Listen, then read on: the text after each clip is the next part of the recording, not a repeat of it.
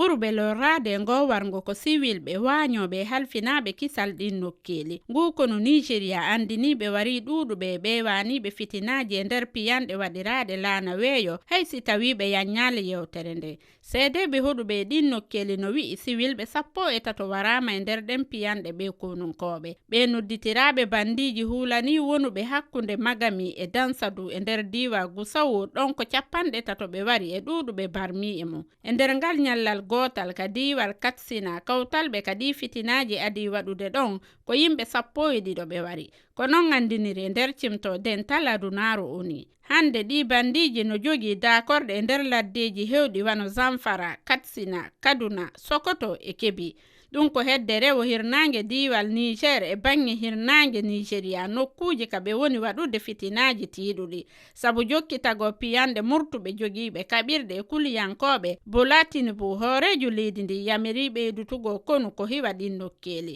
kono ɗum haɗali jokkitago waɗugol ɗi fitinaji.